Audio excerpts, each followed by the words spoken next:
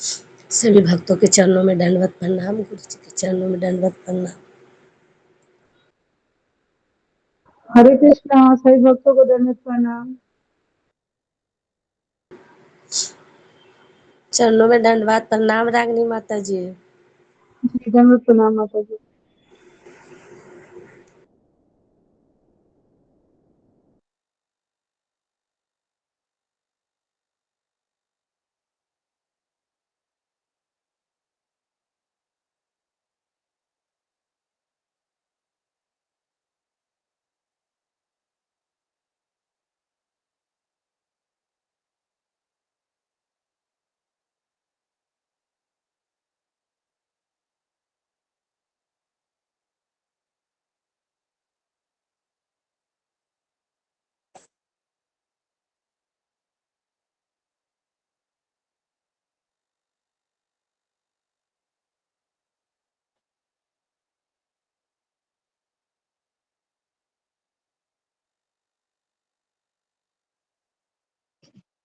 हरे कृष्णा माता जी, दंड प्रणाम सभी को, दंड प्रणाम। हरे कृष्णा, दंडवत प्रणाम सभी को। जी, हरे कृष्णा। सभी को दंडवत प्रणाम। सभी पूजा माता प्रभु जी, गुरु वंदना दंड- शुरू कीजिए उन्हें। जी प्रभु जी। हरे कृष्णा प्रभु जी। ओम हरे कृष्ण जी। अज्ञानतिमिरान्धस्य ज्ञानाञ्जनशलाकया चक्षुरुन्मिलितं येन तस्मै श्रीगुरुवे नमः। नमो विष्णुपदाय कृष्णपृष्ठाय भूतले श्रीमते भक्तिवेदान्त स्वामिनिति नामिने। नमस्ते सारस्वते देवी गौरवाणी प्रचारिणे निर्विशेष शून्यवादी पाश्चात्य देशतारिणे। जय श्री कृष्ण चैतन्य प्रभु नित्यानंद श्री अद्वैत गदाधर श्रीवासादि गौर भक्तवृंद। हरे कृष्ण कृष्ण कृष्ण हरे हरे, हरे राम राम राम हरे। श्री गुरु चरण पद्म केवल भगति सत्ता, बंधु मोहि सावधान ते जहर प्रसादे भाई हे भवतोरिया जाय। कृष्ण प्राप्ति हो जहाँ होती, कृष्ण प्राप्ति हो जहाँ होती। गुरुमुख पद्मवत चित कोरिया, हरे ना कोरी हो आशा। गुरु चरणे रति से उत्तम गति, जी प्रसाद पूरे से जी प्रसाद पूरे सब आशा। चक्षुदान दिलो जय जन्मे जन्मे प्रभु जी, दिव्य ज्ञान हृदय प्रकाशित दिव्य ज्ञान हृदय प्रकाशित। प्रेम भक्ति जहाँ होते अविद्या विनाश जाते, वेदे गाय जहार चरितो, वेदे गाय जहार चरितो। श्री गुरु करुणा सिंधु अधम जनार बंधु, लोकनाथ लोकेर जीवना, लोकनाथ लोकेर जीवना। हा प्रभु करो दया देहो मोर पद छाया, हा प्रभु करो दया देहो मोर पद छाया। हे विजय घोषक त्रिभुवन, हे विजय घोषक त्रिभुवन। श्रील प्रभुपाद पतित पावन, जय गुरुदेव लोइलो शरण।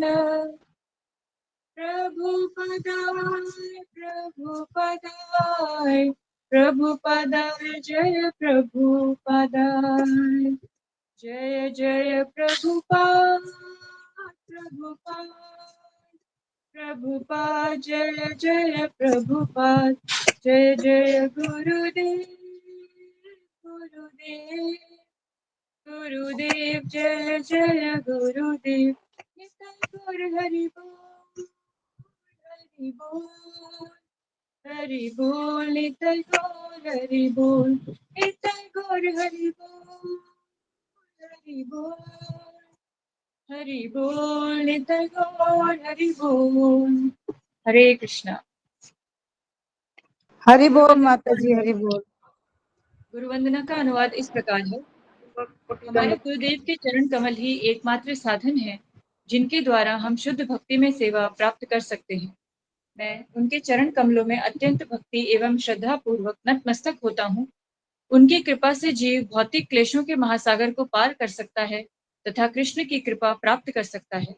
मेरी एकमात्र इच्छा है कि उनके मुख कमल से निकले हुए शब्दों द्वारा अपनी चेतना को शुद्ध करूं। उनके चरण कमलों में अनुराग ऐसी सिद्धि है जो समस्त मनोरथों को पूर्ण करती है। वे मेरी बंद आंखों को खोलते हैं तथा मेरे हृदय में दिव्य ज्ञान भरते हैं। जन्म जन्मांतरों से वे मेरे प्रभु हैं। वे प्रेमा भक्ति प्रदान करते हैं और अविद्या का नाश करते हैं। वैदिक शास्त्र उनके चरित्र का गान करते हैं। हे गुरुदेव, हे प्रभुपाद, करुणा सिंधु तथा पतित आत्माओं के मित्र, आप सबके गुरु एवं सभी लोगों के जीवन हैं। हे गुरुदेव, मुझ पर दया कीजिए तथा मुझे अपने चरणों की छाया दीजिए। आपका यश तीनों लोकों में फैला हुआ है। हरे कृष्णा। दंडवत प्रणाम। शिला प्रभुपाद की जय। बहुत कृष्ण सुंदर माता माता जी, धन्यवाद माता जी। धन्यवाद। हरि बोल। बहुत सुंदर माता जी। राधिका सुमा माता जी, हरे कृष्णा। हाँ, हरे कृष्णा प्रभु जी। माता जी, कल की क्लास शस्त्र के बारे में बताइए। हाँ हाँ, ठीक है प्रभु जी। श्री गुरु जी के चरणों में दंडवत प्रणाम। श्रील प्रभुपाद के गुरु जी के चरणों में प्रणाम। ओम अज्ञानति मेरे अंधस्य ज्ञानांजनाशलाकया चक्षुर्मिलितं तस्मै श्री गुरुवे नमः। कृष्णाय वासुदेवाय देवकी नंदनाय च यशोदनंद कुमाराय श्री गोविंदाय नमो नमः। गुरु जी ने कल आपने चातुर्मास के बारे में बताया था। पद्म पुराण में ये श्लोक है। भगवान शिव जी ने नारद मुनि को कहा था, हजारों अश्वयज्ञ करने से इस फल की प्राप्ति होती है। भक्ति पूर्वक प्राप्ति करने से होते हैं। मानव समाज में हरे भगवान कृष्णा। स्वरूप से सभी वैष्णव भक्त के चरणों में दंडवत प्रणाम। हरे कृष्ण। वैष्णव के समाज में जो पेड़ पौधा है उनके भागवत स्वरूप जाना है वो पाया जाता है। वो तुलसी महारानी है कि उसी प्रकार जितने भी तिथि आते हैं उनमें तिथि श्रेष्ठ है एकादशी। एक बार नारद मुनि को शाप मिला था। उनको इस पृथ्वी लोक पर दासी पुत्र का जन्म लेना पड़ा। नारद मुनि के माँ वैष्णव के सेवा करते थे। चातुर्मास के समय उनके यहाँ कुछ साधुगण आते थे। उसी समय नारद मुनि का 5 साल के थे। उस टाइम नारद मुनि का माँ 4 महीने चातुर्मास में साधु संघ का सेवा की थी। नारद मुनि अपने माँ का हाथ बटाते थे।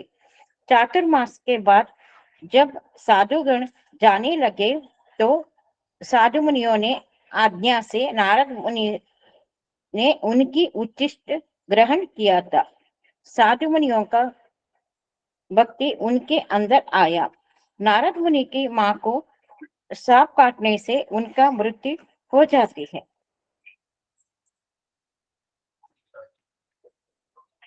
भगवान नारद मुनि के माँ को क्यों छीन लिया, प्रश्न हो जाता। क्योंकि भगवान चाहते थे ये छोटा सा बच्चा मेरे ऊपर निर्बल रहे, इसलिए भगवान ने नारद मुनि का माँ को छीन लिया।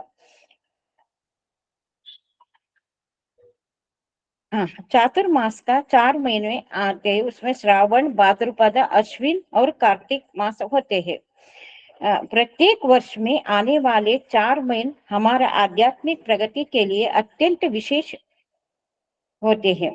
श्रावण महीने में हरी सब्जी नहीं खाना चाहिए। भाद्रपद में दूध नहीं पीना चाहिए। वर्जित करना चाहिए और कार्तिक मास में उड़ीद वर्जित करना चाहिए। कुछ समाज में चातुर्मास वहां देवशयनी एकादशी में शुरू करते हैं। हमें चातुर्मास का पालन क्यों करना चाहिए? भगवान श्री हरि 4 महीने के लिए योग निद्रा में चले जाते हैं। सभी देवी देवताओं में भगवान के शरण ग्रहण करते हैं, इसलिए इस 4 महीने में किसी प्रकार के शुभ और मांगलिक कार्य नहीं करते हैं। चातुर्मास के दौरान कितने भी जीव जंतु है वो सब दूध सब्जी में आश्रय लेता है। वातावरण तेजी से बदलता है, इसलिए बीमारी होते हैं। इसीलिए व्रत करना का विधान है। व्रत क्यों करना? बीमारी होते हैं, इसलिए व्रत का करने का विधान है। व्रत में क्या करने का और क्या नहीं करने का। एक क्वेश्चन, चातुर्मास का विधि विशेष है। अगर हम ये 4 महीने दाम निवास करते हैं अति उत्तम है। अगर आप नहीं कर सकते हैं, अधिक से अधिक मंदिर जा सकते हैं। हमें मंगल आरती, तुलसी आरती, चैतन्याष्टकम इस मास में करना चाहिए। हमें ब्रह्म मुहूर्त पर उठकर जपा करना चाहिए। चाय, कॉफी, फैस, लोशन ये छोड़ना चाहिए। ब्रह्म मुहूर्त में सुबह उठकर 16 माला करना अति उत्तम है। रोज आधा घंटे श्री शिल प्रभुपाद जी का पुस्तक पढ़ना चाहिए, किताब पढ़ना चाहिए। कम से कम भागवत में कुंती महारानी का प्रार्थना, गजेंद्र मोक्ष, प्रहलाद महाराज का प्रार्थना ये सब पढ़ना चाहिए। अपनी साधना भक्ति मजबूत करने के लिए हमें प्रिय वस्तु का व्यंजन छोड़ना चाहिए। कम से कम हमें एक नदी में स्नान करना चाहिए। इस 4 महीने में हमें सात्विक भोजन करना चाहिए और प्रसाद भी ग्रहण करना चाहिए। चातुर्मास में दान देने का सभी भक्तों को दंडवत प्रणाम। चातुर्मास में सोने का दान देना चाहिए। चातुर्मास में हमें गद्दी में ना सोकर हमें चटाई पर सोना चाहिए। अन्य लोगों का निंदा नहीं करना चाहिए। किसी के ऊपर क्रोध करना नहीं चाहिए। अधिक से अधिक चेतना कृष्ण भक्ति में लगाना चाहिए। इस मास में अधिक से अधिक त्योहार आते हैं। इसमें बलराम जयंती, जन्माष्टमी, राधा अष्टमी, दीपावली, गणेश चतुर्थी, रक्षाबंधन, श्री शिल प्रभुपाद जी का जन्मदिन, दशहरा, गोवर्धन पूजा ये सारे त्योहार हमें आध्यात्मिक भक्ति से मजबूत बनाने के लिए चातुर्मास में बनाने आती है। चातुर्मास में निद्रा कम करना चाहिए, कम से कम 6-6.5 घंटा। साधु संगों के बिना सत्संग में बिना सोकर ध्यान से भागवत सुनना लिखना चाहिए। 4 महीने ब्रह्मचारी अपनाना चाहिए। हरे कृष्णा। कुछ गलती वो माफ करो, हरे कृष्णा। हरे कृष्णा। सभी भक्तों के चरणों में दंडवत प्रणाम। हरे कृष्णा। सभी भक्तों के चरणों में हरे कृष्णा। सभी वैष्णव भक्तों के चरणों में दंडवत प्रणाम। राजेश चौधरी प्रभु जी वो जो वीडियो चला रहे थे ना, उसका वीडियो का लिंक भेजेंगे क्या मेरे पास? क्या बता जी, दोबारा बोलिए। जो प्रभु जी का हम लोग सुन रहे हैं ना वीडियो, हाँ दोपहर को चलाते हैं, उसका लिंक भेजेंगे क्या? बोली मैं और उनके बारे में सुनना चाहती हूँ। हाँ माता जी, मैंने कल भेजा था सबको। कल मैंने दोनों ग्रुप में भेजा था। कल आप देख सकते हैं, दोबारा भेज दूंगा आपको। कल भेजा था मैंने। अच्छा, मैं देख लेती हूँ और दोबारा देख लेती हूँ, हो सकता है मेरे से कल कल गुरु जी का सत्संग खत्म। कौन से ग्रुप में भेजा है प्रभु जी? हरे कृष्णा हरे कृष्णा कृष्णा गुरु जी दंडवत प्रणाम। हरे कृष्णा गुरु जी दंडवत प्रणाम। कृष्णा गुरु जी दंडवत प्रणाम। सभी भक्तों के चरणों में गुरु जी दंडवत प्रणाम। सबको दंडवत प्रणाम। हरे कृष्णा हरे कृष्णा हरे कृष्णा हरे कृष्णा। गुरु जी दंडवत प्रणाम। सभी भक्तों के चरणों में दंडवत प्रणाम। हरे कृष्णा। हरे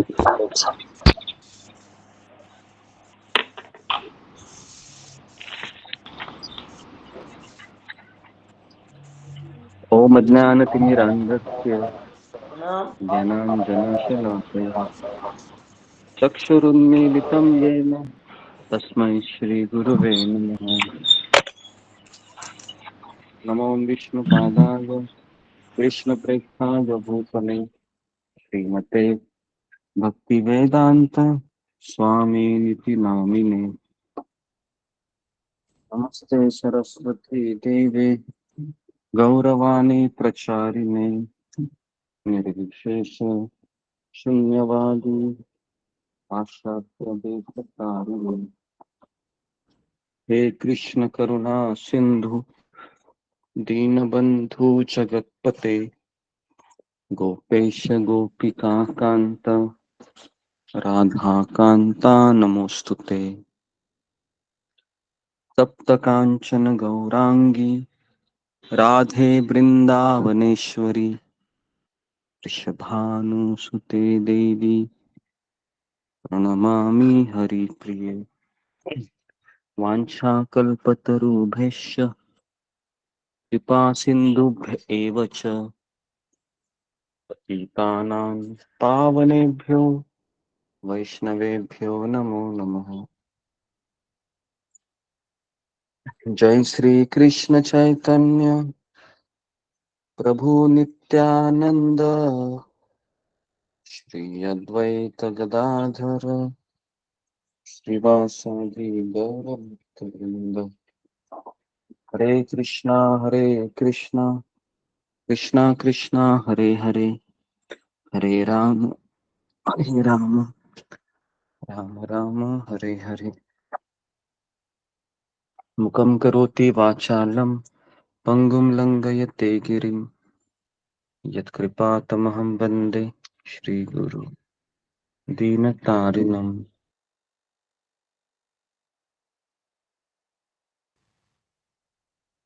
ओके, हरे कृष्णा। सबका स्वागत है सत्र में। सब लोग अपने कैमरा को ऑन कीजिए और माइक को बंद कीजिए। ओके,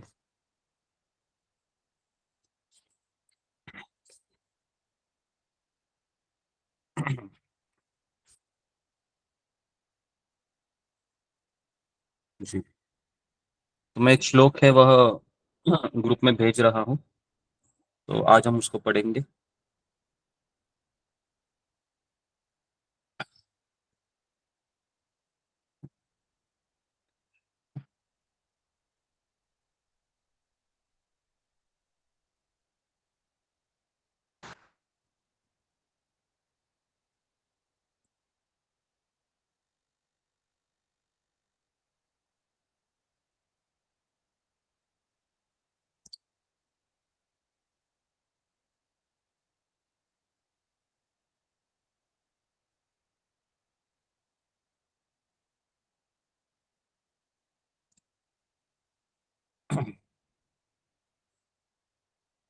जी, तो मैंने श्लोक भेज दिया है ग्रुप में, तो आप सब लोग देख सकते हैं। उस श्लोक को हमको पढ़ना है।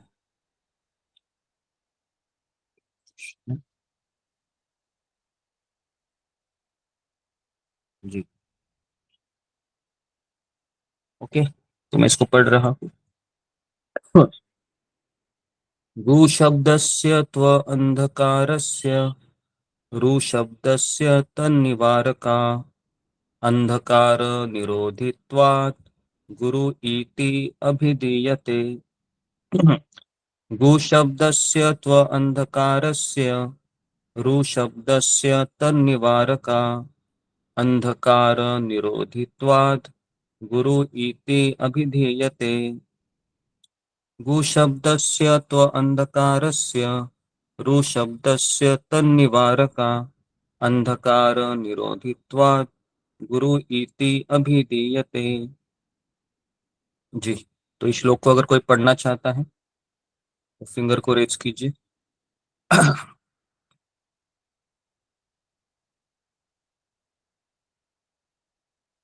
ओके, सुधा गुप्ता।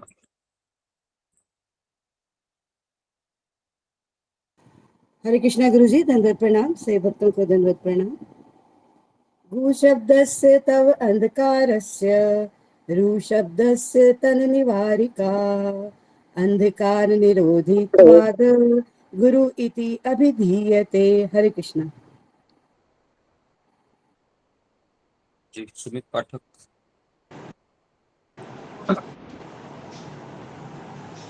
हरे कृष्णा गुरु जी, दंडवत प्रणाम। सभी भक्तों के चरणों में दंडवत प्रणाम। गु शब्दस्य तो अंधकारस्य, रु शब्दस्य तन्निवारकः, अंधकार निरोधित्वाद गुरु इति अभिधीयते। हरे कृष्णा।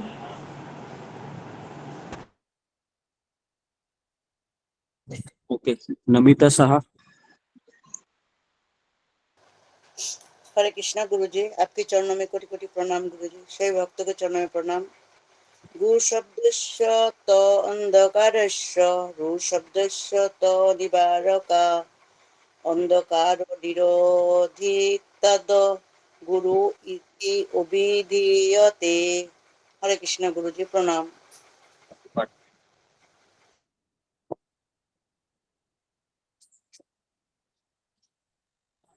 वांगी पाठक। रेखा काळे। हरे कृष्ण गुरु जी, दंडवत प्रणाम। गु शब्दस्य च त्व अंधकारस्य, रु शब्दस्य तन निवारकः, अंधकार निरोधित्वाद गुरुः इति अभिधीयते। हरे कृष्ण।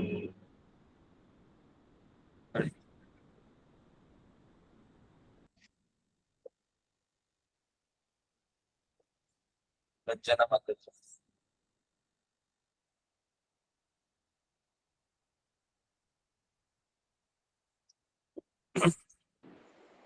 रेखा काळे। रंजना। हाँ प्रभु जी, नहीं मैं हरे पढ़ लूँ कृष्ण प्रभु जी। गुरु। रु शब्दस्य त्वा अंधकारस्य, रु शब्दस्य तन्निवारक, अंधकार निरोधित्वाद गुरु इति अभिधीयते। हरे कृष्ण। रेखा काळे। हरे कृष्ण गुरुजी, दंडवत प्रणाम। गु शब्दस्य त्व अंधकारस्य, रु शब्दस्य तन निवारकः, अंधकार निरोधित्वात् गुरुः इति अभिधीयते। हरे कृष्ण। प्रिया तिवारी। हरे कृष्णा गुरु जी, दंडवत प्रणाम। सभी भक्तों के चरणों में कोटि कोटि प्रणाम। गु शब्दस्य त्वंधकारस्य, रु शब्दस्य तन निवारकः, अंधकार निरोधित्वात् गुरुः यति अभिधीयते। हरे कृष्णा। कविता।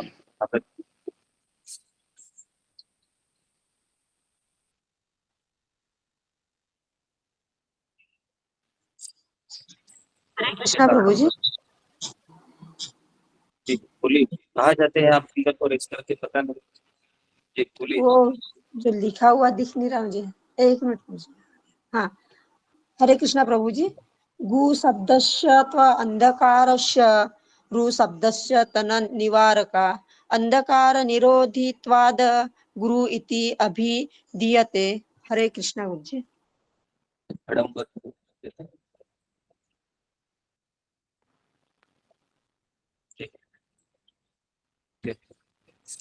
हड़म्बर। हरे कृष्णा गुरु जी, दंडवत प्रणाम। सभी वैष्णव भक्तों को दंडवत प्रणाम। गु शब्दस्य त्वंधकारस्य, रु शब्दस्य तन निवारका, अंधकार निरोधित्वाद गुरु इति अभिधीयते। हरे कृष्ण। ओके, हरे कृष्णा। तो सबका स्वागत है। तो अभी हम 3 दिन है, गुरु पूर्णिमा के उपलक्ष्य पर हम 3 दिन चर्चा करेंगे। गुरु तत्व को जानने की चेष्टा करेंगे, ताकि मैं अपने आध्यात्मिक गुरु को स्मरण कर आने वाले 3 दिनों में। तो इसलिए आज से हम इस श्रृंखला को शुरू कर रहे हैं। तो जो भी मैं आपको बताने जा रहा, तो मेरे पास किताब किताब में से मैं आपको बताऊंगा, ताकि हम गुरु तत्व को अच्छे से समझें और उसको आत्मसात करें। तो हो सके तो आप सब लोग लिखना कंपलसरी है, लिखिए सब। तो जी,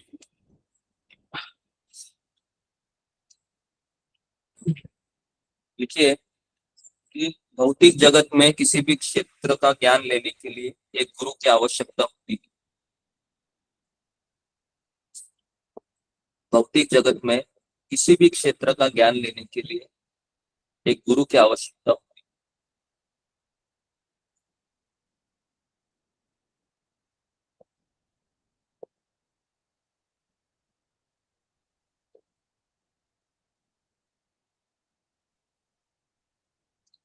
परंतु दुर्भाग्य से आधुनिक युग के शिष्य परंतु दुर्भाग्य से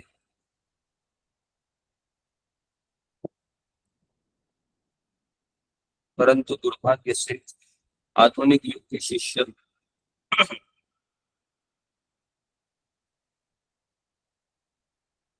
आध्यात्मिक ज्ञान लेने के लिए गुरु की आवश्यकता नहीं समझते हैं। आध्यात्मिक ज्ञान लेने के लिए गुरु की आवश्यकता नहीं समझते हैं।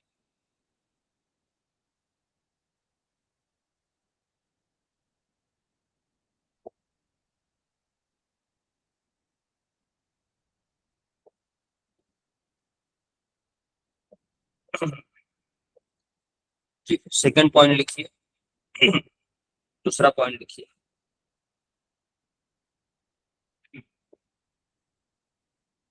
वे समझते हैं कि उनके पूर्वज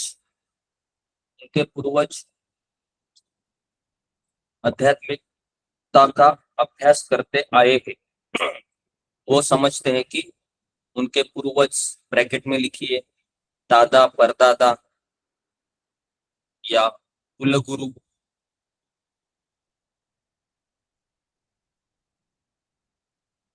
आध्यात्मिकता का अभ्यास करते आए हैं। उसी प्रकार मैं भी अभ्यास कर सकता हूँ। उसी तरह मैं भी अभ्यास कर सकता हूँ।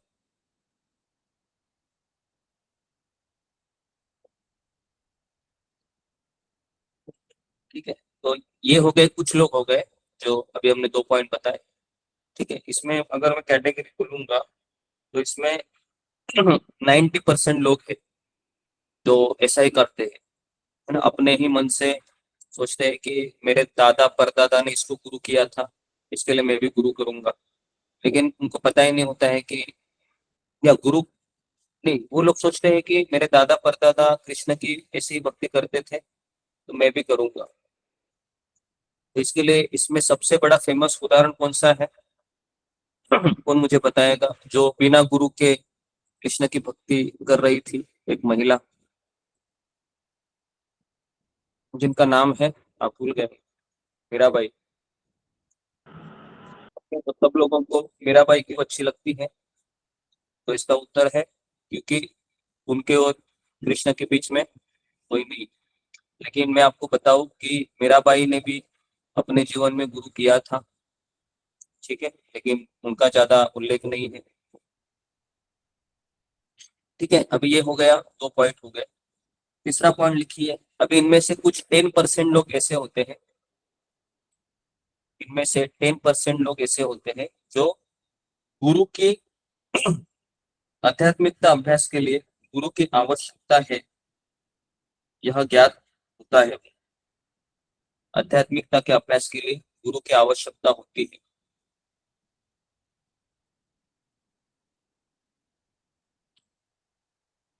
कुछ लोग ऐसे होते हैं जिनको पता होता है कि आध्यात्मिक ज्ञान के लिए गुरु की आवश्यकता होती है, लेकिन लेकिन प्रामाणिक गुरु कौन है? प्रामाणिक गुरु कौन है? प्रामाणिक गुरु कौन है, यह ज्ञात न होने के कारण,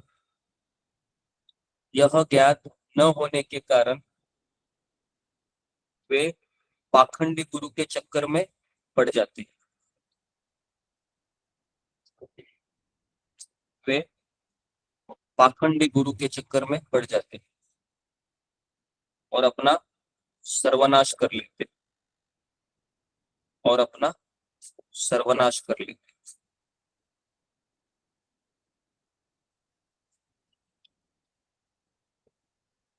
ठीक है, ये हो गई सेकंड कैटेगरी हो गई। ठीक है, अभी मैं आपको और एक थर्ड कैटेगरी बता रहा हूँ।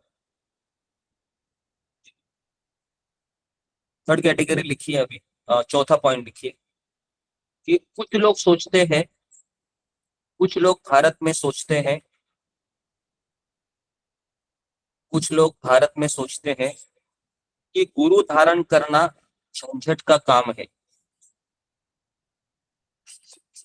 गुरु धारण करना झंझट का काम, झंझट समझते हैं।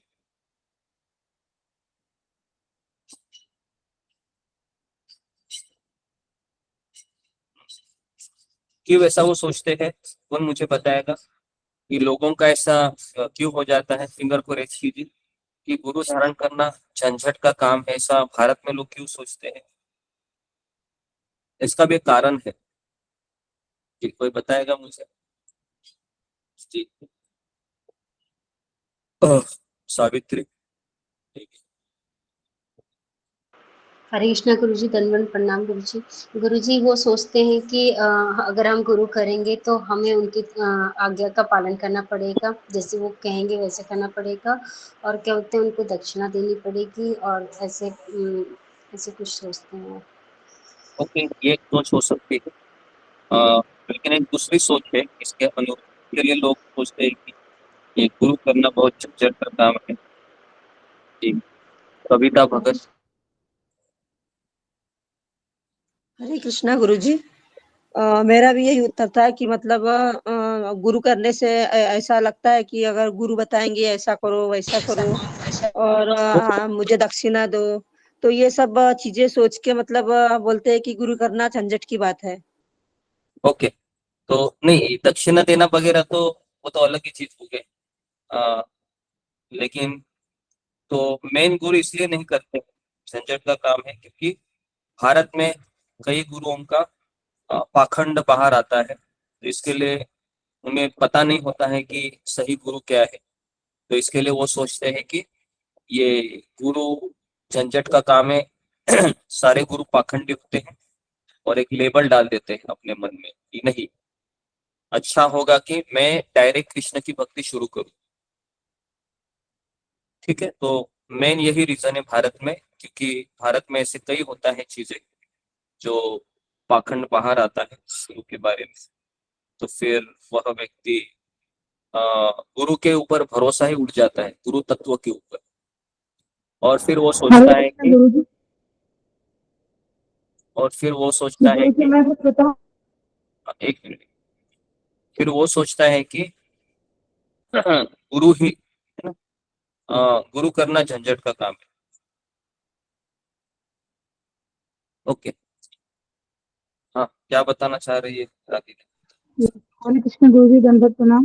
गुरुजी मुझे लगता है कि इसलिए लोग गुरु नहीं करना चाहते क्योंकि गुरु के हिसाब से नियम पालन करने होंगे, ऐसे स्वतंत्र रह के अपने मनमाने ढंग से भक्ति करेंगे।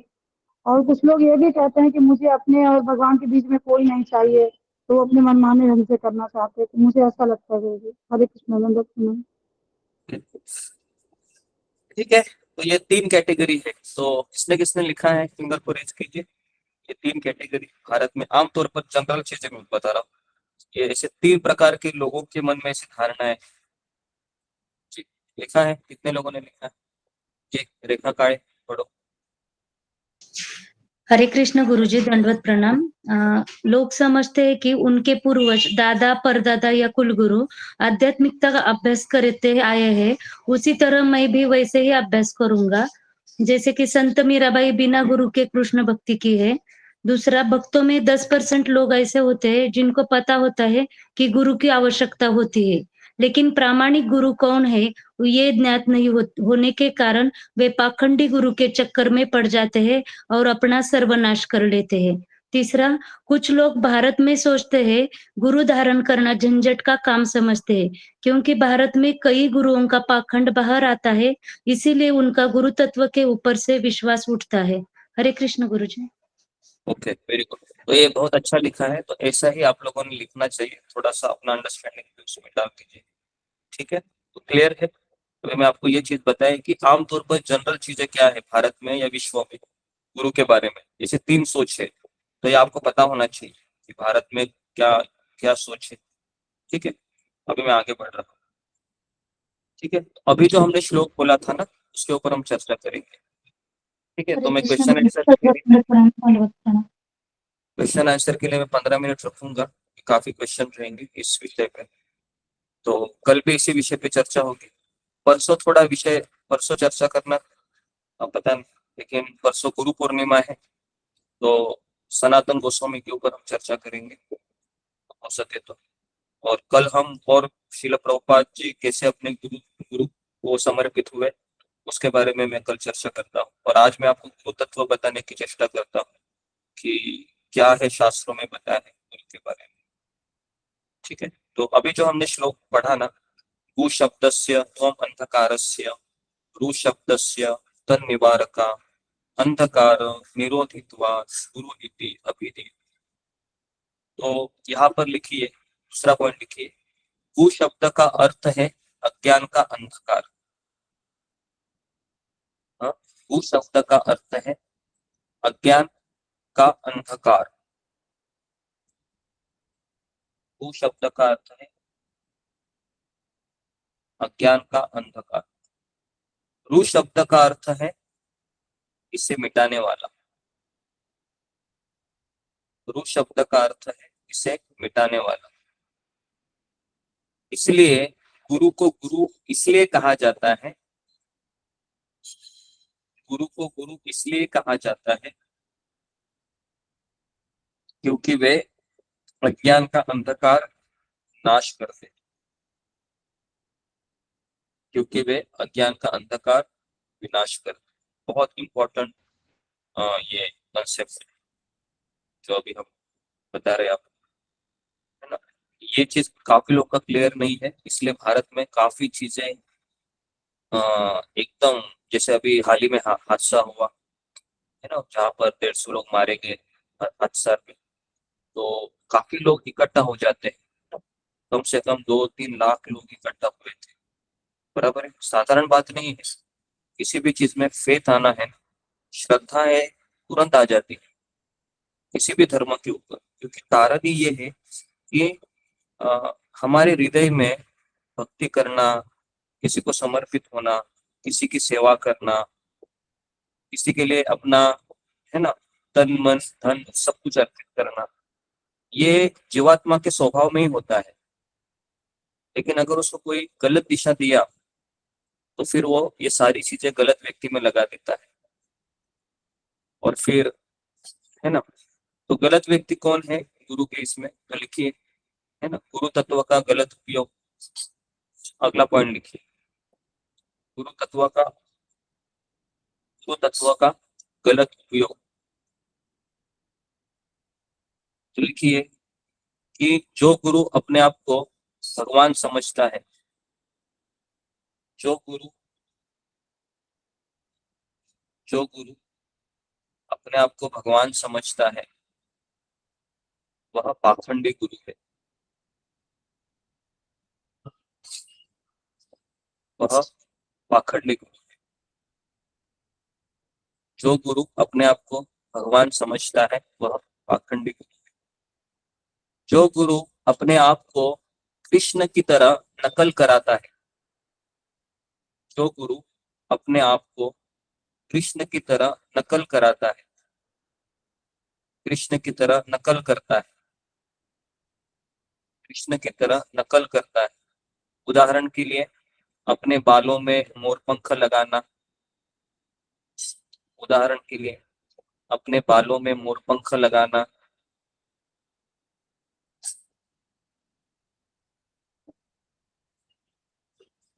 और अपने हाथों में बांसुरी लेना, यह पाखंड है, यह पाखंड है।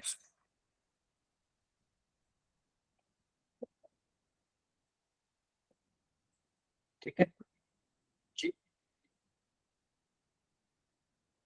तो इसके इसी पॉइंट को लेकर मैं एक स्टोरी बताना चाहूंगा आपको। अभी आप लिखिए मत, सुनिए। 1 मिनट का स्टोरी है, 2 मिनट का है मैक्सिमम, और फिर मैं आपको बताऊंगा कि कैसे लिखना है उसको, क्योंकि ये भी बहुत इंपॉर्टेंट चीज है। ठीक है, ध्यानपूर्वक सुनिए मैं क्या बता रहा हूँ।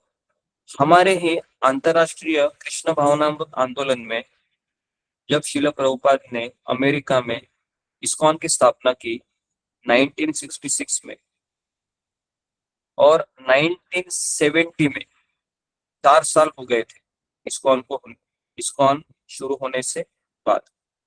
इन 4 सालों में क्या हुआ, जो मुख्य सन्यासी थे,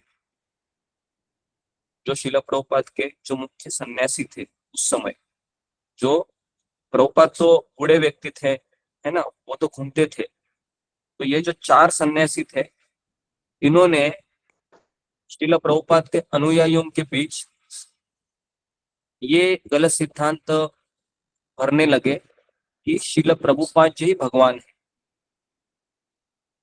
ठीक है, ध्यानपूर्वक सुनिए, ये शायद आपको पता नहीं होगा। तो इन 4 सन्यासियों ने इस्कॉन के जितने भी शिष्य थे, प्रभुपाद के फॉलोअर थे, उनको कहा कि हम प्रभुपाद जी को पहचान नहीं पाए, एक्चुअली प्रभुपाद जी ही कृष्ण का अवतार है। ठीक है, अभी ये बात प्रभुपाद जी को जन्माष्टमी के दिन पता चली, 1970 की जन्माष्टमी। प्रभुपाद जी इतना गुस्सा हो गए, इतना गुस्सा हो गए, इतना गुस्सा हो गए कि प्रभुपाद जी जन्माष्टमी के दिन अमेरिका छोड़कर भारत आ गए। ये मैं ट्रू स्टोरी बता रहा हूँ। हमारे इस्कॉन में प्रभुपाद जी इतना गुस्सा हो गए कि प्रभुपाद जी अमेरिका से भारत आ गए, और उनके शिष्य इतने भ्रमित थे, उस समय कुछ तो 500, 700, 800 शिष्य थे प्रभुपाद जी के, बहुत भ्रमित हो गए। और प्रभुपाद जी ने तुरंत नोटिस जाहिर किया, ये 4 सन्यासियों को मैं इस्कॉन से निलंबित करता हूँ, और ये मेरे इस्कॉन के कभी नहीं हो सकते, इनका सन्यास, इनका दीक्षा मैंने दिया है, सब मैं निकाल लेता हूँ। और प्रभुपाद जी ने उनका त्याग कर दिया। ठीक है, और फिर जितने भी शिष्य थे उनको लेटर लिखा।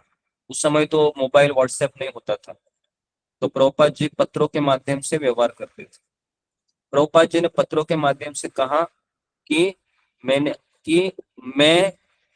भगवान का एक प्रतिनिधि, मैं भगवान का सेवक, मैं भगवान का दास हूं, और यही गुरु का सच्चा अस्तित्व है। तो इस तरीके से फिर प्रभुपाद जी का ये रोल था जो मैंने आपको बताया। ठीक है, ताकि आपको ये क्लियर हुए कि हमारे इस्कॉन में भी ये चीज हुई है, ऐसा नहीं है। लेकिन अभी यहाँ पर प्रभुपाद जी अगर भोंगी गुरु होते तो बोल सकते थे कि हाँ आप सही कह रहे हैं, मैं ही कृष्ण हूं, लेकिन प्रभुपाद जी ने ऐसा नहीं किया। इसको कहते हैं प्रामाणिक।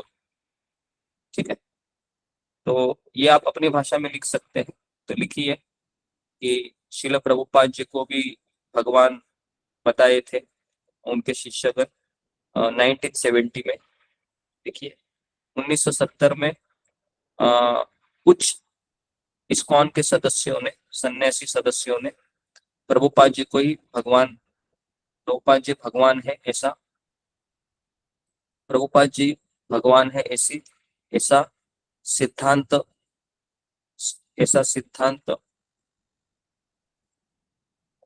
ऐसा सिद्धांत बनाया था। लेकिन प्रभुपाद जी ने उसका खंडन किया, ठीक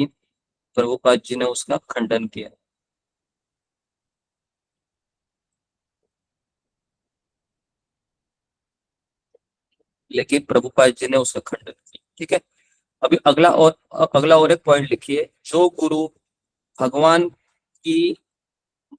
की सेवा न करने के लिए कहता है, जो गुरु कृष्ण की सेवा न करने के लिए कहता है, जो गुरु कृष्ण की सेवा न करने के लिए कहता है, या कृष्ण को समर्पित न होने के लिए कहता है, जो गुरु कृष्ण की सेवा और कृष्ण को समर्पित न होने के लिए कहता है, वह पाखंडी गुरु है और उसका त्याग करना चाहिए, उसका त्याग करना चाहिए। ऐसे कौन से गुरु थे शास्त्रों में, तो आप सबको पता है। ऐसे गुरु का नाम है शुक्राचार्य, जिन्होंने बलि महाराज को मना किया था। ठीक है, शुक्राचार्य है जिन्होंने बलि महाराज को शरणागत न होने के लिए मना किया। ठीक है, ये सब चीजें पता होनी चाहिए आपको, क्योंकि आपको ऐसे कई गुरु मिलेंगे, क्योंकि आप सब लोग बाहर घूमने वाले हैं, है ना, महाराष्ट्र में हो या पूरे भारत में हमारे ये फलाने ये गुरु है, हमारे वो गुरु है, तो आपको पता होना चाहिए एक्चुअल चीज क्या है, इसलिए ये जानना जरूरी है। ठीक है, ठीक,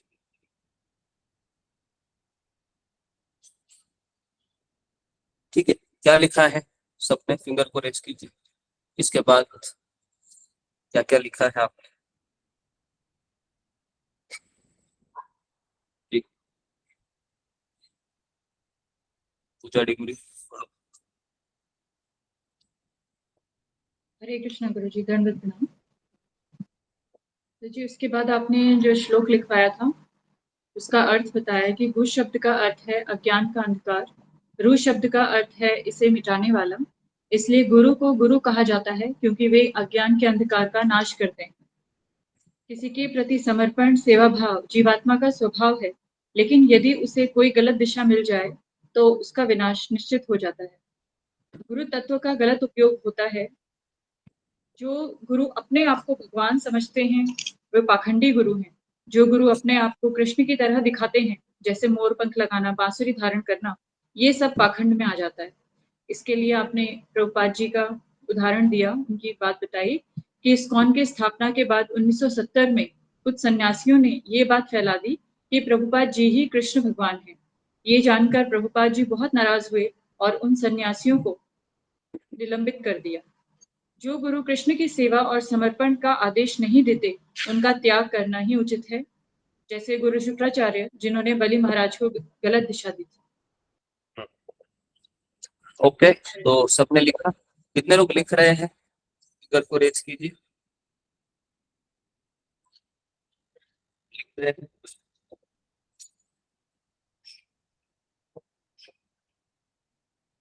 ओके, 26 लोग लिख रहे हैं।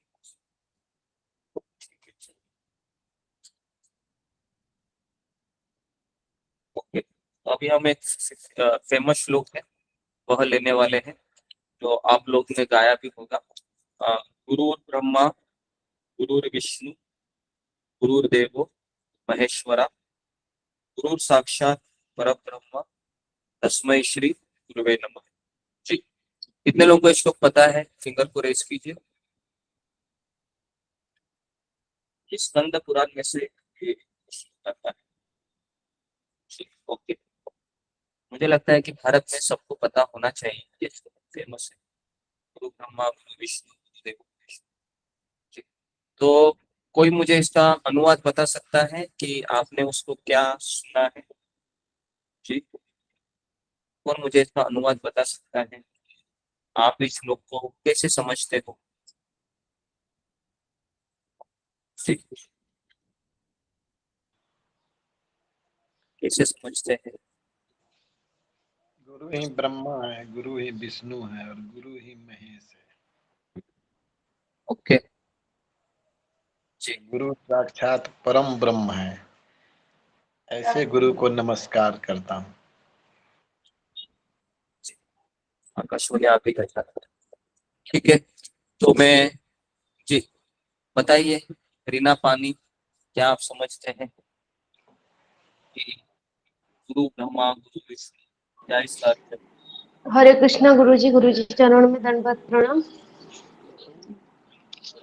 गुरु माता पिता से बढ़कर है, क्योंकि वो माता पिता तो जन्म देते हैं गुरु जी, और गुरु तो सब कुछ सिखाते हैं, इसीलिए उस गुरु को भगवान माना जाता है। कौन माना जाता है? अच्छा, भगवान। भगवान नहीं कहते हरे भगवान। कृष्णा गुरु जी। ठीक, ओके, अभय यादव।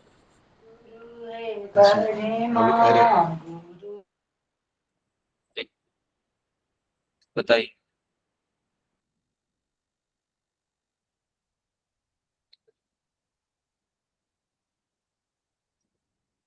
ओके, तो ये कितने लोग ऐसा समझते हैं कि गुरु ही ब्रह्मा है, गुरु ही विष्णु है, गुरु ही महेश है, तो ऐसे गुरु को मैं प्रणाम करता हूँ। ये कितने लोगों को लगता है कि यही अर्थ है, इसी अर्थ से मैं अभी तक चल रही थी या चल रहा था कि गुरु ही ब्रह्मा है, गुरु ही विष्णु है, गुरु ही महेश्वर है। ऐसे गुरु को मैं प्रणाम करता हूँ। कितने लोग यही समझते हैं? ओके, तो जितने भी लोग ये एक चीज समझ रहे हैं ये गलत है, ठीक है, ये गलत है, ये इसका अर्थ नहीं। तो अब इसका सही अर्थ क्या है वो आप लोग सब लोग लिखिए इस श्लोक का, क्योंकि मैं जब इस श्लोक को सुना था तो मुझे भी गलत लगा था इस्कॉन में आने के बाद कि हमें तो ऐसा बताया कि गुरु ये प्रतिनिधि होता है, गुरु शिव जी कैसे हो सकता है, विष्णु कैसे हो सकता है, ये तो हमारा फिलोसफी है ही। तो फिर ये श्लोकों का अर्थ क्या है? एक्चुअली अर्थ लिखिए कि गुरु ब्रह्मा की भांति अपने शिष्यों के जीवन में, लिखिए, गुरु ब्रह्मा की भांति अपने शिष्य के जीवन में आध्यात्मिक तत्व की सृष्टि करते हैं। गुरु ब्रह्मा की भांति अपने शिष्य के जीवन में आध्यात्मिक तत्व की या आध्यात्मिकता की सृष्टि करते हैं, क्योंकि ब्रह्मा जी का काम क्या है? सृष्टि करना। ठीक है, तो गुरु का काम भी है कि सृष्टि करना, लेकिन किस चीज की सृष्टि कर रहे हैं वो? शिष्य के जीवन में आध्यात्मिक ज्ञान की सृष्टि करते हैं। क्लियर है? फिर लिखिए, गुरु विष्णु की भांति अपने शिष्य को ज्ञान देकर उनका पालन करते हैं। गुरु विष्णु की भांति, गुरु विष्णु की भांति अपने शिष्य को ज्ञान देकर,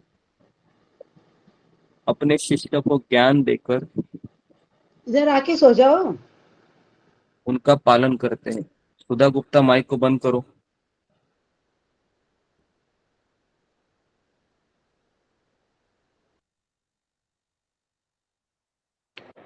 हरे कृष्ण प्रभु जी, ज्ञान देकर उनका पालन करते हैं, पालन करते हैं। क्योंकि विष्णु का काम क्या है? विष्णु का काम है पालन करना, मेंटेनेंस। ठीक है, ये बात आप लोगों को शायद ये जो अनुवाद है ना इतना सुंदर है। फिर लिखिए, अभी शिव जी का काम क्या है? विनाश करना, बराबर है। गुरु गुरु गुरुर्देवो महेश्वरा, तो इसका अर्थ क्या है कि गुरु अपने शिष्य के संशयों का नाश करते हैं। गुरु शिव जी के भांति अपने शिष्य के संशय का विनाश करते हैं। गुरु अपने शिष्य के संशयों का शिव जी के भांति विनाश करते हैं। गुरु साक्षात परब्रह्म, इसका अर्थ क्या है? तो आगे लिखिए, गुरु साक्षात परब्रह्म, इसका अर्थ है कि गुरु भगवान को बहुत प्रिय है। गुरु भगवान को बहुत प्रिय है। तस्मै श्री गुरुवे नमः, इसलिए मैं उन गुरु को प्रणाम करता हूँ या प्रणाम करती हूँ। ठीक है, तो ये है इस श्लोक का एक्चुअल अनुवाद, सही अनुवाद। और मैं आपको बताऊं, भारत में 99.99% जितने भी लोग हैं ये इस श्लोक का गलत अनुवाद करके प्रोपोगंडा कर रहे हैं। क्लियर है? तो इसलिए देखो, गुरु परंपरा से जुड़ने का कितना फायदा होता है। ये फायदा है, नहीं तो हम जिंदगी भर इसी अज्ञान को झेलते हुए आगे बढ़ते थे, है ना।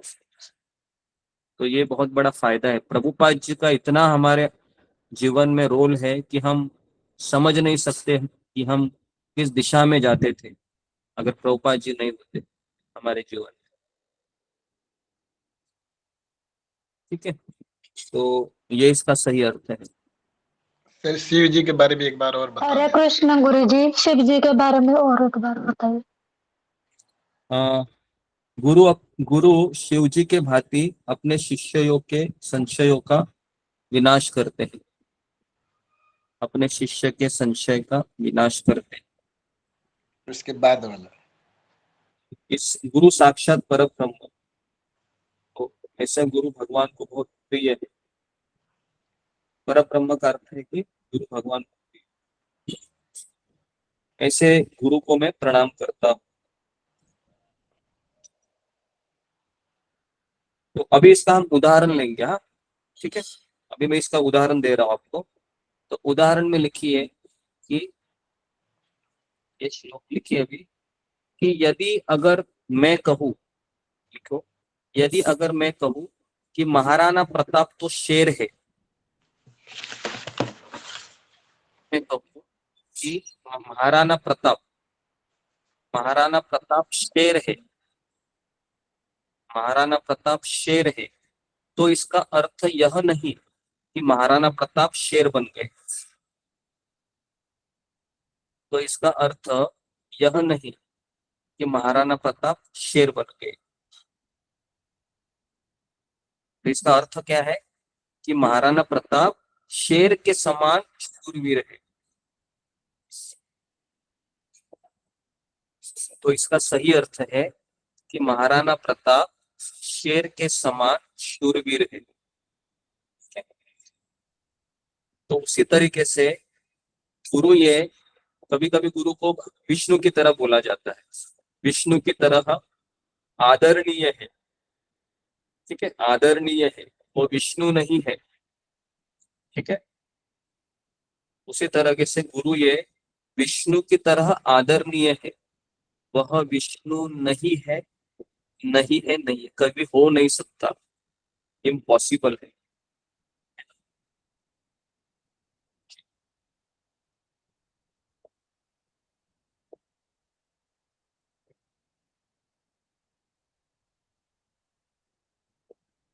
ठीक है, अभी मैं आपको एक स्टोरी सुना रहा हूँ, ध्यानपूर्वक सुनिए, इसी के रिलेटेड है, सुनिए केवल, लिखिए मत अभी। एक बार राधानाथ स्वामी महाराज ऋषिकेश गए थे और वहां पर काफी साधु लोग आए थे व्याख्यान करने के लिए। और राधानाथ स्वामी महाराज इसका जिक्र अपने प्रवचन में कर रहे थे, मैंने वो क्लास सुना था।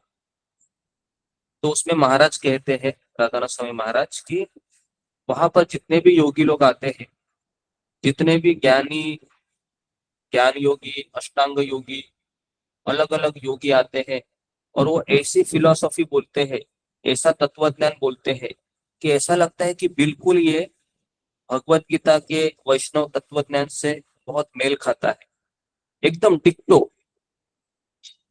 डिक्टो वही बोलते हैं वो। लेकिन जब प्रवचन खत्म करने की बात आती है ना, विराम देने की, तो क्या निष्कर्ष निकालते हैं? तो राधानाथ स्वामी महाराज कहते हैं, फिर वो कहते हैं इसलिए गुरु ये भगवान है। आई बात समझ में? तो महाराज कह रहे थे कि भारत में 99% फिलोसॉफी एकदम एक्यूरेट बताते हैं वो लोग, लेकिन निष्कर्ष गलत निकालते हैं। तो ये बहुत कठिन है, हम किससे सुनते हैं। इसलिए मेरा आप लोगों से निवेदन है कि आप YouTube में घूमते हैं बहुत लोग, बहुत बराबर है, कई महाराज के वगैरह प्रवचन सुनते रहते हैं, है ना। मुझे पता है हमारे ग्रुप के काफी लोग इधर उधर भटकते हैं, और इसके सबसे बड़ा दुष्परिणाम आपके ऊपर ही होने वाला है। आपको लगेगा कि ये बहुत अच्छे बोल रहे हैं, हाँ वो अच्छे साधु हो भी सकते हैं, लेकिन मेरा आप लोगों से ये पता है कि आप एक जगह पर खड़े रहिए ना। अगर आपको हीरा मिला है प्रभुपाद जी की संस्था की तरह, तो हीरे के आश्रय में रहिए ना, इधर उधर भटकने की क्या जरूरत है। तो ये मेरा आप लोगों का पहला सवाल रहेगा। आई बात समझ में कि इधर उधर भटकने की क्या जरूरत है। ये बाबा का सुनो, इधर प्रवचन सुनो, उधर सुनो, ये बाबा दिखने में बहुत अच्छे लगते हैं, है ना, म्यूजिक भी बीच में चलती है, चलो सुन लेते हैं, नहीं। तो इसके लिए, है ना, इसमें आपको बहुत चौकन्ना होना चाहिए। नहीं तो आपको पता है क्या, जो सांप होता है ना, सांप जैसे दूध होता है, दूध बहुत पौष्टिक होता है, लेकिन जब सांप उस दूध को स्पर्श करता है तो वो दूध कैसा बन जाता है?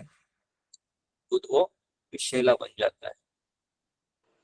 उसी प्रकार अगर ये भागवत भी एक दूध की तरह है, गीता भी दूध की तरह है, लेकिन कोई विषैला मनोवृत्ति का व्यक्ति उसको स्पर्श करेगा तो वही गीता भागवत क्या बन जाएगा आपके लिए? विषैला। आई बात समझ में? बहुत बहुत ये दिमाग में आप घुसा दीजिए, क्योंकि कई लोग हैं हमारे ग्रुप में भी, मुझे पता है, मैं नाम नहीं लूंगा, इधर उधर उधर उधर भटकते रहते हैं। मैं तो सोचता हूँ कि क्या ऐसा होता है इनमें कि ये प्रभुपाद जी के, मुझे लगता है कि फिर ये लोग हैं पर इधर उधर का जो मसाला इकट्ठा करने में लगे रहते हैं, है ना? बराबर है। जैसे मूवी में कैसे मसाला होता है ना, तो वैसे फिर ये मसालेदार ये कोई प्रवचन सुनने के ये मूवी में रहते हैं। इधर भी देखो, हमारे स्कूल में कोई मसाला नहीं होता है, लेकिन बाकी के लोग थोड़ा मसाला वगैरह मार के बोलते रहते हैं। ठीक है, तो मेरा आप लोगों से निवेदन रहेगा कि आप एक ही जगह पर रहिए, इधर मत जाइए। अभी आप लोग बोलेंगे लेकिन शिक्षा गुरु तो बहुत होते हैं, बात सही है आपकी, लेकिन शिक्षा गुरु बहुत ज्यादा होते हैं, लेकिन हमारी जो 50 ग्राम का भेजा है ना, वो ज्यादा शिक्षा गुरु को हम एक्सेप्ट नहीं कर सकता, है ना? इतना हमारे भेजे में विचार होते हैं कि हम शिक्षा गुरु के नाम पे कुछ गलत ही सुनते रहेंगे जिंदगी भर। ओके, तो ये चीज मैं आपको बताना चाहा कि बहुत इम्पोर्टेंट है। तो अभी मैं आगे बढ़ता हूँ। कितने लोगों को ये बात समझ में आ गई? फिंगर को रेस कीजिए कि नए नए प्रवचन यूट्यूब में सुनना, ये बाबा का वो बाबा का, है ना? अच्छे बोलते भी है, हम उनके बारे में कोई संदेह नहीं करते, हमारे लिए वो आदरणीय है, हम उनके चरणों पे नतमस्तक होते हैं। लेकिन मेरा आप लोगों से यह सवाल है, अगर आपको हीरा मिला है तो उस हीरे के आश्रय में रहिए ना, इधर उधर जाने की क्या क्या जरूरत है ना? एक पत्नी होती है ना, एक ही पति को स्वीकारती है, बराबर के नहीं? एक पत्नी एक ही पति को स्वीकारती है, वो 10 जगह जाती है क्या? अरे मेरे पति से ये अच्छा लगता है, दिखने में अच्छा है, पढ़ाई में भी अच्छा है, इसको लाख रुपए पगार है, तो उसके पास जाओगे क्या आप? नहीं ना। वैसे ही एक ही पति को धारण कीजिए, बेस्ट रहेगा। लेकिन गुरुजी गुरुदेव दत्ता ने तो 24 गुरु किए थे। मैं वापस वही चीज पे आ गया, अभी आप दत्तात्रेय है क्या? हमारे दत्तात्रेय उतनी खोपड़ी नहीं है, दत्तात्रेय तो बहुत बहुत तपस्वी थे। हम क्या तपस्वी कर दिए बताओ? अब तो मोबाइल पे तपस्या लगाते हैं हमारी, ये हमारी तपस्या है, वो तो आप छोड़ ही दीजिए। ठीक है, वो दत्तात्रेय 24 गुरु किए थे, उसने वो किए थे, अरे वो लोग बहुत महान थे, वो सब महापुरुष थे। हम क्या है वो देखिए ना, हमको तो ये भी पता नहीं होता कि कौन क्या बोल रहा है, हम तो किसी का भी सुन लेते हैं। नहीं बात समझ में? तो इसके लिए ये चीज पता होना बहुत जरूरी है कि अगर आपको सही चीज मिली है तो फिर आप उसमें लग जाइए ना, क्योंकि यहाँ पर हम शास्त्रों के अनुसार बोलते हैं। और आप देखो, प्रभुपाद जी इतने प्रामाणिक आध्यात्मिक गुरु है कि उन्होंने विदेश पे प्रचार किया कि नहीं? अमेरिकन लोगों को भगत बनाया। अभी इतना आसान चीज है क्या अमेरिकन लोगों को भगत बनाना? आप जरा सोचो, तो ये उन्होंने परिवर्तन करके दिखाया ना। फिर भी हम, तो ये प्रामाणिक हमारी परंपरा है, तो इसके ऊपर हमें कोई संदेह नहीं होना चाहिए, है ना? कभी भी नहीं। और अगर आज आप YouTube में भी जाओगे ना, कई लोग इस्कॉन के खिलाफ भी बोलते हैं, है ना? कई वीडियो आपको मिलेंगे ऐसे। हमारा ही रिलेटिव बोलता है। हाँ, तो इसके लिए हमें ये पता होना चाहिए कि बोलने वाले लोग बोलते रहेंगे, है ना? जैसे कृष्ण को भी बोलने वाले थे कि नहीं लोग उस समय? शकुनी भी बोलता था, दुर्योधन भी बोलता था, है बराबर है? तो इसके लिए हमें उनके बातों में नहीं आनी चाहिए जी। तो ओके, तो आगे लिखिए अभी कि बद्ध जीव भौतिक जगत के कुएं में फंसा है। बद्ध जीव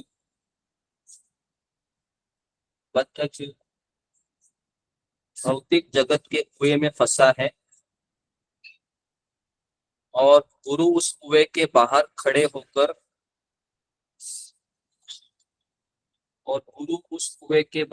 खड़े होकर और गुरु उस कुएं के बाहर खड़े होकर एक रस्सी शिष्य की तरफ फेंकते हैं। एक रस्सी शिष्य की तरफ फेंकते हैं।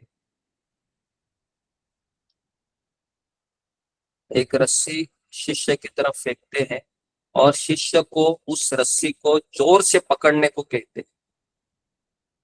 और शिष्य को उस रस्सी को जोर से पकड़ने को कहते हैं। और शिष्य को उस रस्सी को जोर से पकड़ने के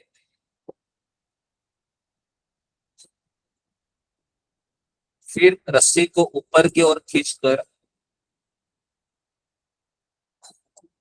फिर रस्सी को ऊपर की ओर खींचकर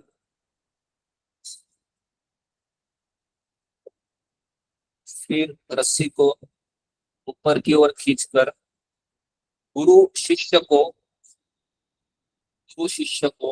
भौतिक जगत के कुएं से बाहर निकालते।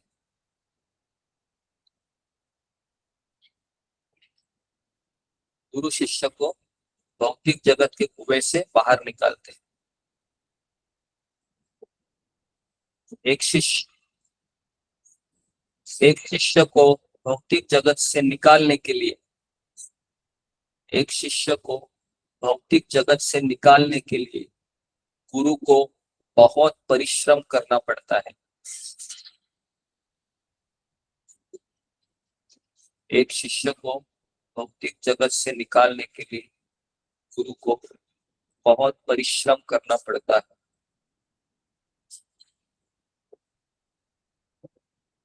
यह एक कड़ा काम है। यह एक कड़ा काम है, मतलब बहुत भारी कार्य है।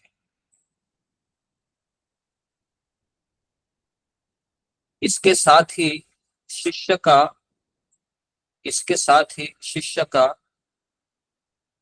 कर्तव्य है कि उस रस्सी को पकड़ के रखे।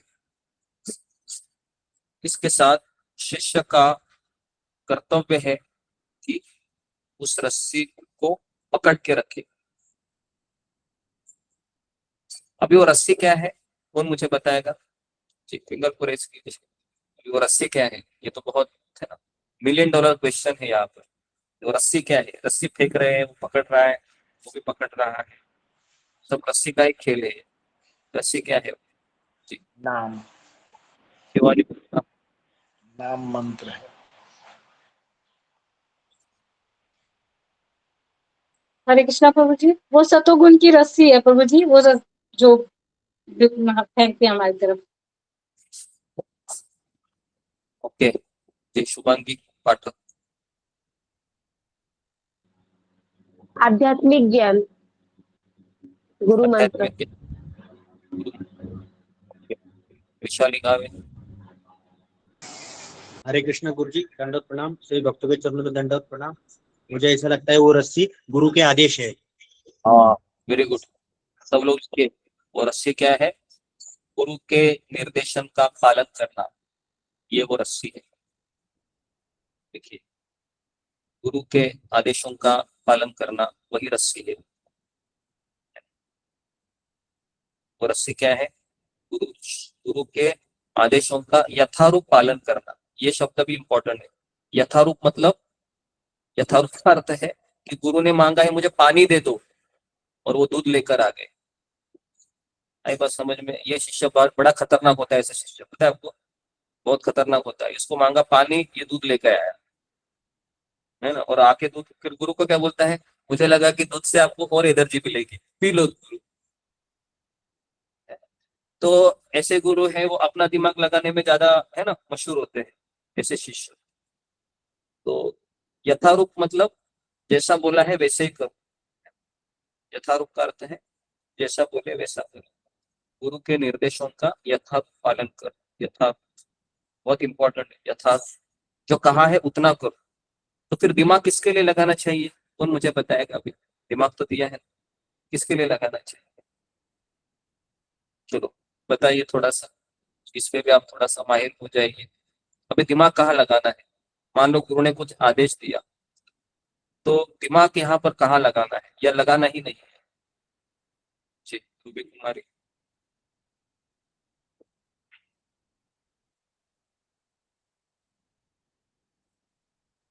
रूबी कुमारी, नेक्स्ट मीनाक्षी। हरे कृष्ण गुरुजी, दंडवत प्रणाम। सभी भक्तों को दंडवत प्रणाम। गुरुजी, आपने बताया था कि जो आज्ञा मिलती है हमें उसको करने में सेवन दिमाग नहीं लगाना चाहिए कि अपनी तरफ से और बढ़े, लेकिन उसको हम और अच्छे से कैसे कर सकते हैं, तो उस पे हमें मतलब दिमाग लगाना चाहिए। उस सेवा को चेंज नहीं करना चाहिए, बल्कि जो सेवा मिली है उसको और बेहतर तरीके से करने के लिए खुद का दिमाग लगाना चाहिए। हरे कृष्ण। ओके, तो सब लोग लिखिए दिमाग कहाँ लगाना चाहिए। अभी आपको पानी लाने के लिए कहा है, बराबर है। तो पानी लाने के लिए कहा है, तो यहाँ पर दिमाग क्या लगाना है आपको, जो पानी शुद्ध हो, पानी जल्दी से जल्दी मैं गुरु तक पहुंचू, इसमें दिमाग लगाना चाहिए, है ना। वो आज्ञा को आप चेंज करके अपने मन से उसको मॉडिफाई मत कीजिए, है ना। कई बार इन चीजों में फेल हो जाते हैं। ये भी लिखिए कि यथारूप आज्ञा का पालन करने का अर्थ क्या है। यथारूप आज्ञा का पालन करने का अर्थ यह है कि गुरु ने अगर पानी लाने के लिए कहा है तो दूध मत लाइए। गुरु ने अगर पानी लाने के लिए कहा है दूध मत लाइए। उस पानी को कैसे में, है ना, जल्दी से जल्दी और स्वच्छ हो वो पानी, उसलिए मैं अपना दिमाग लगाऊंगा, वहां पर मैं अपना दिमाग लगाऊंगा ताकि वो पानी स्वच्छ हो। या दूसरा है कि जल्दी से जल्दी मैं पहुंचू पानी लेके। ठीक जी, ठीक है। तो लिखिए तभी गुरु शिष्य को निकाल सकते हैं। ठीक है, तभी गुरु शिष्य को निकाल सकते हैं। यद्यपि शिष्य आज्ञा पालन न करे, आगे लिखिए, यद्यपि शिष्य आज्ञा पालन न करे, यद्यपि शिष्य आज्ञा पालन न करे, आलस्य करे, आलस्य करे, आलस्य करे, अपराध करे,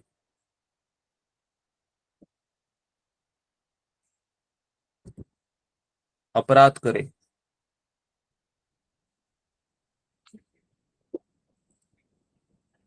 गुरु शिष्य की सहायता करने के लिए बाध्य नहीं है।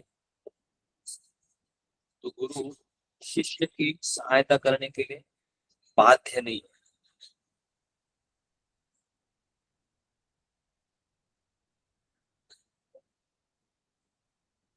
यदि गुरु इतना प्रयत्न करते हैं, यदि गुरु इतना प्रयत्न करते हैं तब भी शिष्य आज्ञा पालन नहीं करता है, यदि गुरु इतना प्रयास करने के बाद भी शिष्य आज्ञा पालन नहीं करता है तो उसका पतन हो जाता है, तो उसका पतन हो जाता है। तब गुरु को खुशी होती है, दुख होता है, नहीं, उनको दुख होता है। गुरु को दुख होता है कि इसको मैंने इतना सिखाया लेकिन क्या इसकी देखो अभी हालत होती है ना। सत्संग को छोड़कर चला गया, बाद में माला भी, देखो सत्संग नहीं है ना, मैं आपको गारंटी देता हूँ 110% वो 16 माला करेगा नहीं। लिख के देता हूँ मैं, स्टैम्प पेपर पे लिख के, वो 16 माला नहीं करेगा। ये सत्संग के कारण 16 माला हो रही है।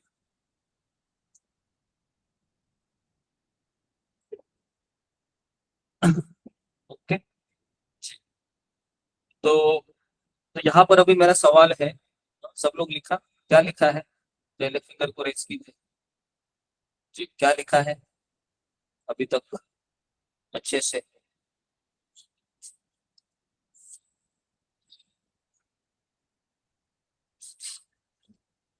ठीक, प्रवीणा पढ़ो।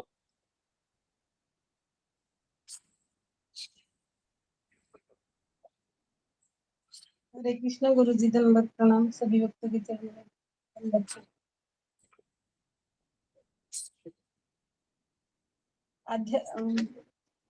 गुरु गुरुजी, वो जो गुरु ब्रह्मा गुरु विष्णु वो श्लोक वहां से, हाँ हाँ, वहां से। गुरु ब्रह्मा की भांति शिष्य के मन में आध्यात्मिक ज्ञान को सृष्टि करते हैं। गुरु विष्णु की भांति अपने शिष्य को ज्ञान देकर उनका पालन करते हैं। गुरु शिव जी के भांति अपने शिष्यों के संशय को विनाश कर देते हैं। इसीलिए गुरु भगवान को अति प्रिय होते हैं। इसलिए गुरु को ऐसे गुरु को मैं प्रणाम करती हूँ। एग्जाम्पल, यदि यदि अगर मैं कहूँ महाराणा प्रताप शेर है, इसका अर्थ ये नहीं महाराणा प्रताप शेर बन गए। इसका सही अर्थ है महाराणा प्रताप शेर के भांति शूरवीर है। बद्धजीव भौतिक जगत की कुएं में फंसे हैं और गुरु एक रस्सी शिष्य की तरफ फेंकते हैं और गुरु शिष्य को रस्सी को जोर से पकड़ने के लिए कहते हैं। फिर रस्सी को ऊपर की ओर गुरु खींचकर शिष्य को भौतिक जगत से निकाल देते हैं। इसीलिए गुरु को बड़ा परिश्रम करना पड़ता है। इसके साथ शिष्य का कर्तव्य है कि वो रस्सी को पकड़ के रखना चाहिए। रस्सी यानी गुरु के आदेशों का यथारूप से पालन करना। गुरु जो बोलते हैं वही करना है। एग्जाम्पल, पानी लाने के लिए बोले हैं यानी पानी ही लाना है, दूध नहीं। अपना दिमाग पानी में देना चाहिए। पानी कैसे स्वच्छ है उसी में। यद्यपि शिष्य आज्ञा पालन ना करे, आलस्य करे, अपराध करे, गुरु शिष्य की सहायता करने के लिए बाध्य नहीं है। यदि गुरु इतना प्रयत्न करने के बाद भी शिष्य आज्ञा पालन न करता है तो उसका पतन ही हो जाता है। हरे कृष्ण गुरु जी। ओके जी, धन्यवाद। ठीक है, तो कितने लोगों ने लिखा है पूरी चीज को? फिंगर को रेज कीजिए। सब लिखा है। ये बहुत इंपॉर्टेंट चीज है जो मैं आपको लिखवा रहा हूँ। ठीक है, ये इस्कॉन में भी काफी लोगों को ये पता नहीं है, क्योंकि मैं आपको बताऊं 80 to 90% इस्कॉन में भी भक्तगण किताब नहीं पढ़ते हैं, है ना। प्रभुपाद जी की किताबें नहीं पढ़ते। इसके लिए कभी कभी हम सेवा को लेकर ही अपनी पूरी जिंदगी निभाते हैं, या 16 माला का जप करते हैं, सेवा करते हैं। किताब पढ़ना भी जरूरी है। ठीक है, तो इसके लिए आप लिखा कीजिए ये चीज। ठीक है, तो अभी मेरा यहाँ पर एक सवाल है कि अगर गुरु ने शिष्य ने गुरु से दीक्षा ले ली, ठीक है, वह 5 साल 10 साल बहुत वफादार रहा हो, है ना, सारी आज्ञा को फॉलो किया, लेकिन 10 साल के बाद उसका अपराध करना शुरू हो गया गुरु के प्रति, या फिर अपनी साधना 16 माला है उससे कम हो गई, और फिर धीरे धीरे उसके मन में संशय निर्माण होने लगे, और फिर वह गुरु को छोड़कर चला जाता है। और जब चला जाता है तो फिर वह निर्देशों का पालन नहीं करता है, फिर अपनी नॉर्मल जिंदगी जीता है फिर, लेकिन वो 10 साल भक्त था वो। ठीक है, तो अभी मेरा यहाँ पर आप लोग को सवाल है, क्या गुरु बाध्य है, उस शिष्य को दीक्षा दिया है तो उसको भगवत धाम लेकर ही जाना है? क्या गुरु को फिर उसे घर जाना चाहिए ये बोलने के लिए कि मैंने तो तुमको दीक्षा दिया है, तुम ये क्या कर रहा है करके, चलो वापस आ जाओ? ऐसा नहीं करने का, क्या ऐसा कर सकता है या क्या? बताइए इसमें जी। क्योंकि ये भी आपको पता होना जरूरी है कि दीक्षा लेने का अर्थ भी क्या है, और कितना उसका रोल होता है, कितना शिष्य का रोल होता है, कितना गुरु का रोल होता है ना जी। ओके, बताइए जी। जी, रागिनी गुप्ता।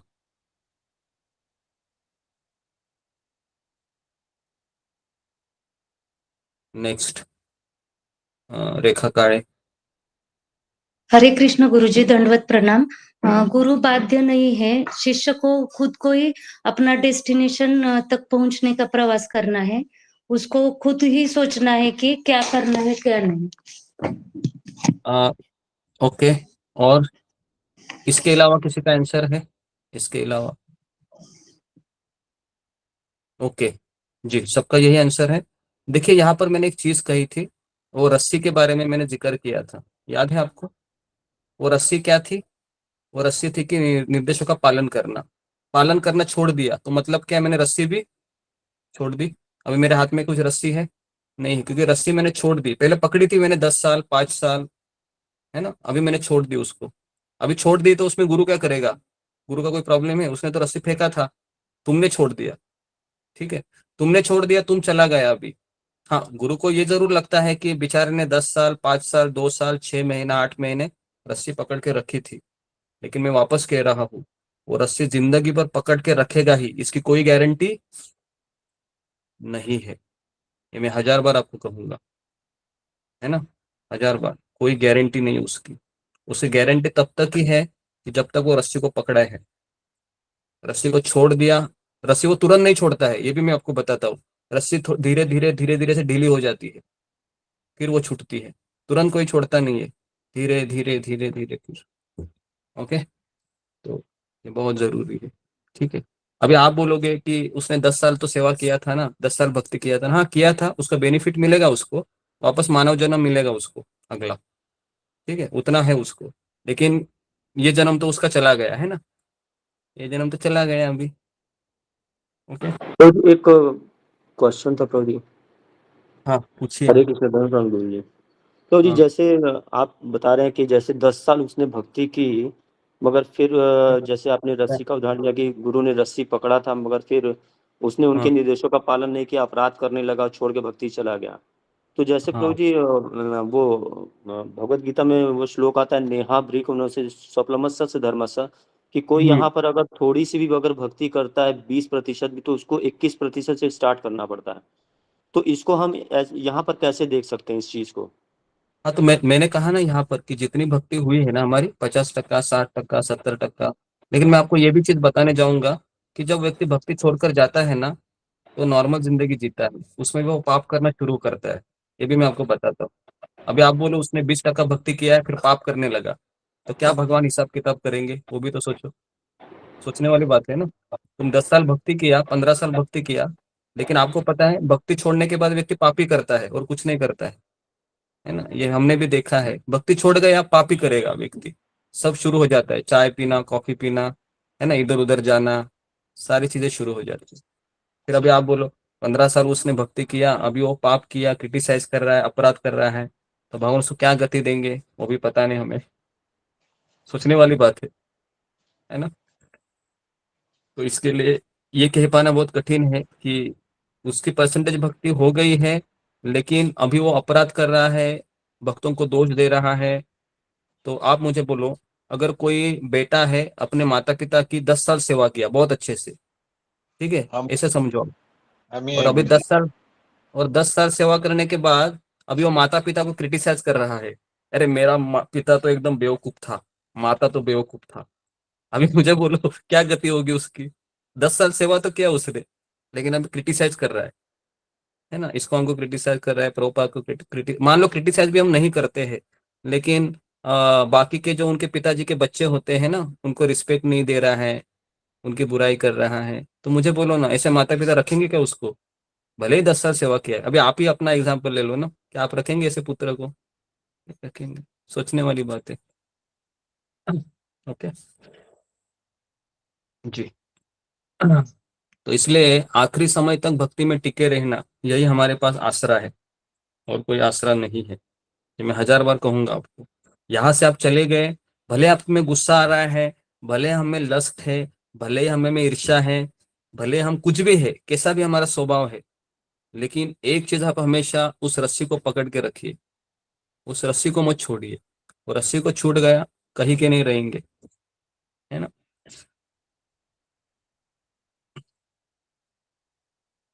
ओके, तो जी यहाँ पर किसी कुछ सवाल है? यहाँ पर मैं रुकता हूँ, 5 मिनट है। किसी कुछ सवाल है, कुछ पूछना है? आगे की चर्चा हम बाद में करते हैं। जी, मोतीलाल चौरासिया। गुरु जी के चरण कमलों में दंडवत प्रणाम। गुरु जी जिस संस्था से जुड़े हैं, उस संस्था से आचार्यों से तो हम सुन सकते हैं ना, अलग अलग करके, जो भी सब उस संस्था से जुड़े। आप सुनते हैं केवल लगता एक है? ही। जी जी, आप सुनते हैं? हाँ, हाँ जी हम जो जैसे उनका है गुरु जी, नो जी जी योगेंद्र जी गुरु जी का, जी और जी जी। राधा, इन लोगों का तो सुनते हैं गुरु जी, ओके हम तो जी जी। सुनते हैं। तो ओके जी, मुझे लगता है कि जो आपने जो सवाल पूछा है, जी जी, आप माइक को बंद कीजिए, मैं इसका देता हूँ उत्तर। तो आपने जो सवाल पूछा है, तो यहाँ पर कम से कम 50 लोगों का ये सवाल रहेगा। जो आपने पूछा है। ठीक है, तो मैं वापस कह रहा हूँ कि 4 संप्रदाय अधिकृत है। पूरे पूरे जितने भी संप्रदाय है ना, हमारे भारत में हो विदेश में हो, उसमें केवल 4 ही संप्रदाय अधिकृत है।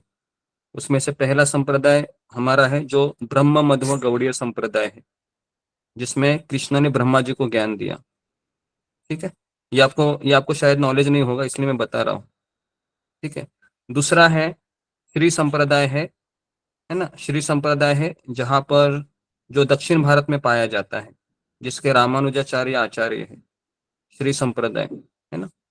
तीसरा संप्रदाय है कुमार संप्रदाय, जो नॉर्थ इंडिया में पाया जाता है, जिसका मंत्र भी है श्री कृष्णम शरणम मम।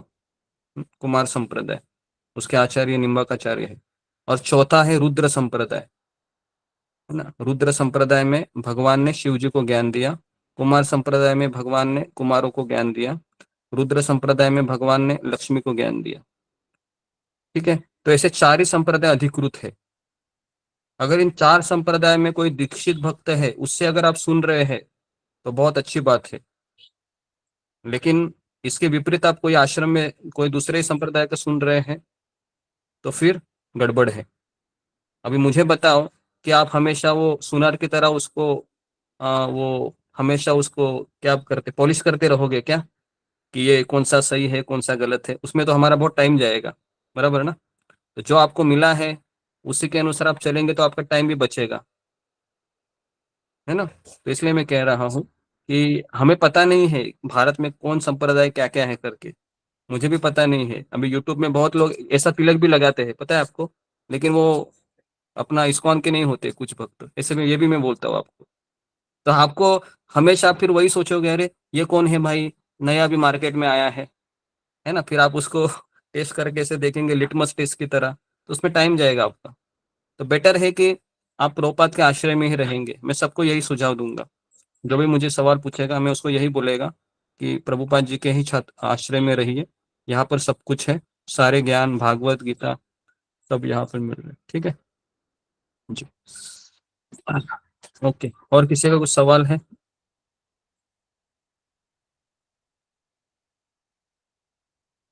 ओके, तो यहाँ पर मैं रुकता हूँ। आप सबका बहुत बहुत धन्यवाद। लीला प्रभुपाद की जय, गुरुदेव की जय। हरे हरे कृष्णा कृष्ण गुरु जी, सभी भक्तों का चरण में दंडवत प्रणाम। कृष्ण गुरु जी, हरे कृष्ण गुरु हरे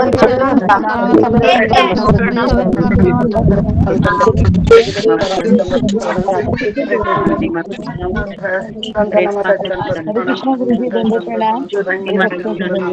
सुधा माता हरे कृष्णा गुरु दंडवत प्रणाम। सभी भक्तों के चरणों में राम प्रभु जी दंडवत सभी वैष्णव भक्तों के चरणों में दंडवत प्रणाम। हरे माता जी के दंडवत प्रणाम। सभी गुरु जी के चरणों में हरे कृष्ण दंडवत प्रणाम। बोलता है